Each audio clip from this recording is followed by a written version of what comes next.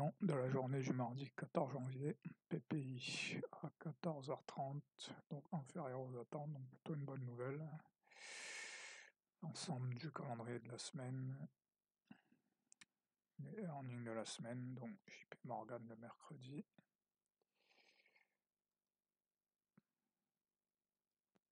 Ici.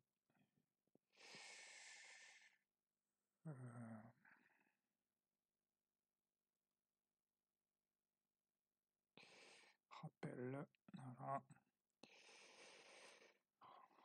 La clé ici, c'est suivre le système Good News Open House acheter, choisir la simplicité, NQ orientage JP, signal le plus clair, ensuite le rebond MIVHV, ordre d'achat sur MIVHV. Donc ici, les seuls traps, c'est le sizing sur l'orientage JP et le rebond MIVHV, et une meilleure gestion du front run. Voilà, rappel, dans les moments de calme, lire les bilans gris niveau, qu'est-ce que je veux voir? Donc ici, j'ai une bonne nouvelle, je m'attends à ce que la hausse continue, donc je m'attends à avoir des barres, voilà. Donc là, signal d'achat, pas de problème. Ici, c'est ambigu parce que le prix peut s'arrêter là, ou il peut repartir à la hausse, voilà. Par contre, là où c'est plus simple, c'est ici. Déviation et intégration AJP sur le NQ, je vais commencer à vendre ici. Ensuite, là, c'est un signal d'achat, voilà, je m'attends à ce qu'on revienne ici et que ce niveau-là soit respecté. Donc j'aurais pu acheter ici. Sur le NQ, je peux continuer à vendre parce qu'on a essayé de remonter, mais ça marche toujours pas. Donc là, ça devient un signal d'achat. Mais bon, là, pourquoi là, je vais pas être en sizing maximal? Parce que là, je suis pas en convergence. Ici, maintenant, j'avoue que là, on rentre dans une phase d'ambiguïté. Donc là, je sais pas à quoi je m'attends.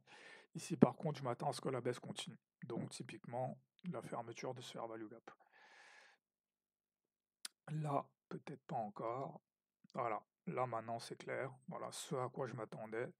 Fermeture du fair value gap. Ici, réintégration AJP. Donc là maintenant, il devient très probable qu'on va aller chercher MIVHV. Donc là, à partir de là, je dois augmenter mon sizing et la direction est assez claire. On va aller chercher MIVHV. Voilà, là on arrive sur MIVHV.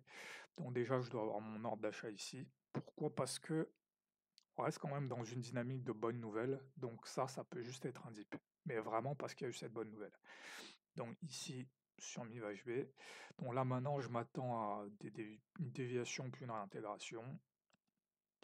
Donc voilà, je l'ai ici, déviation et intégration. Donc à partir de là, j'achète avec l'idée qu'on va au minimum revenir sur AJP, voire avoir un full retrace, parce que ça c'est une grille des journées de news. Quand il y a une bonne news, on peut avoir une déviation, mais si on se met à monter, il est très probable qu'on va aller chercher le haut de la news. Donc à partir d'ici, voilà, je m'attends juste à voir des breakouts, voilà, des enchaînements de breakouts, voilà. Et là, ici par exemple, je peux descendre en M5 à partir d'ici. Voilà, je peux aller chercher les bull flags ici en M5. De la même façon ici, à partir d'ici, je peux aller chercher les bear flags en M5 aussi. Voilà, et ici même pour confirmer cette bougie-là, voilà, ici, je peux voir quand même ici en M5 qu'il y a le double bottom. Donc voilà, journée relativement simple, hein, les signaux, voilà. Là, on est dans une journée où il y a des signaux que je reconnais. En termes de grille, en termes de signal bar, tout est relativement clair. Ici, si je regarde le dos,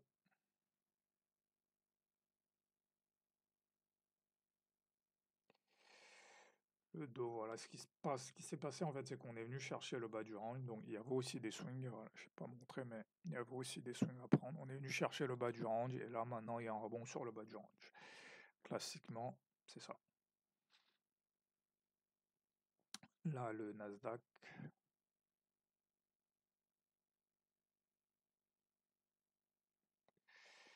Le Nasdaq, voilà, pareil, rebond MIVHV. Il n'y a pas un full retrace, mais bon, quand même présent. Quoique, c'est peut-être parce que je suis pas allé au bout. Ah oui, je suis pas allé au bout. Et voilà, il y a cette partie-là, mais de toute façon, je me serais arrêté ici parce que là, je n'aurais pas trop compris ce qui se passait.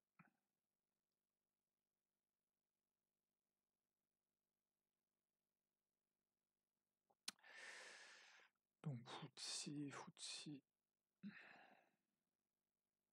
FTSE, qu'est-ce qu'on a le matin? Rejet MIVHB, rejet AJP, relativement bon, après c'est à 12 heures, mais c'est relativement clair pour venir chercher ici. Mais bon, c'est à 12 heures, donc, mais voilà, typiquement avec un ordre, ça serait passé un ordre de vente. DAX. DAX ici. Il y a une tentative de break, mais qui part pas vraiment. Bon. Ensuite, ici, juste revenir sur le S&P.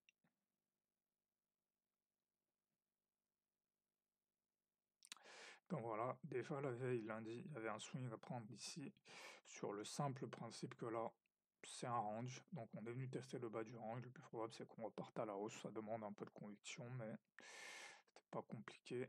Et ici, lundi on monte, mardi on revient sur MIVHB, donc là, il y avait aussi un swing à prendre. Après le seul problème de ce swing, c'est par exemple je rentre à 18h et 19h, mes positions auraient sauté à 21h, donc là c'est c'est pas soit, c'est en fait, il aurait fallu rentrer le lendemain matin en fait. Voilà, c'était juste ça le problème. Et là c'est typique, voilà, ça c'est le front run du CPI en fait.